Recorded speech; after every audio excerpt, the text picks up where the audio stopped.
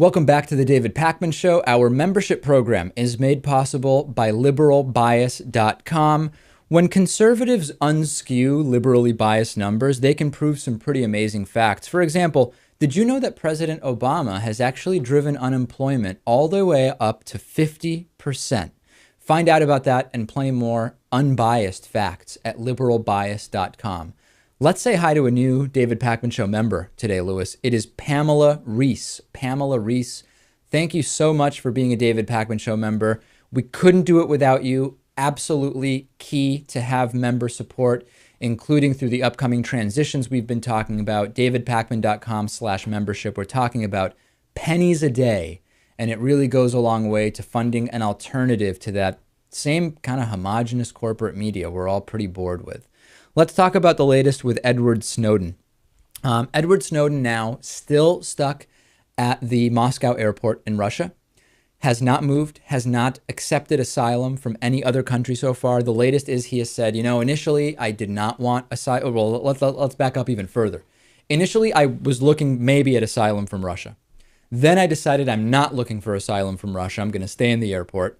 Now, I would actually like to have asylum from Russia. The problem he's having now, Lewis, is really figuring out a way to accept asylum from a country in Latin America and safely be able to fly there, which is not going to be that easy if he has to avoid American. Okay, make a note of that, Natan, and you got to cut that. Yep, that was a mistake. There is no telling right now if he can make it to Latin America without flying over American or Western European airspace. And if you can't do that, Lewis, how do you get to Latin America? Well, I have to assume there's some route he can take that will avoid American airspace. How difficult can it be? I mean, it's kind of confusing to me. Yes, you do seem confused. Well, here's the quote. I ask for your assistance in requesting guarantees of safe passage from the relevant nations in securing my travel to Latin America, as well as requesting asylum in Russia until such time as these states accede to law and my legal travel is permitted. I will be submitting my request to Russia today and hope it will be accepted favorably. That's a letter he wrote to human rights group. So Bolivia, Venezuela, and Nicaragua have offered Edward Snowden asylum.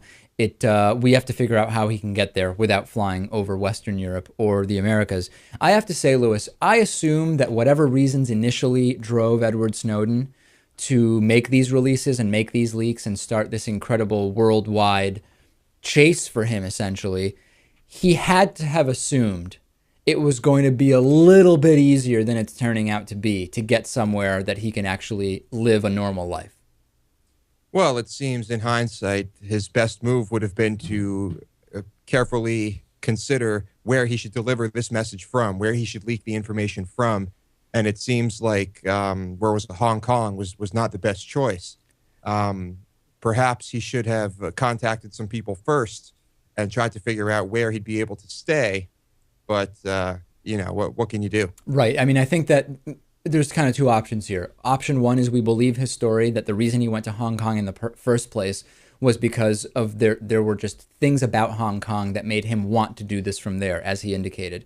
Option two is he really thought that that's where he was going to be able to have asylum. And when that became, when it became obvious that that wasn't going to happen, all of a sudden he had to change his plans. We'll keep following Edward Snowden. We'll keep following whether he does get asylum in Russia.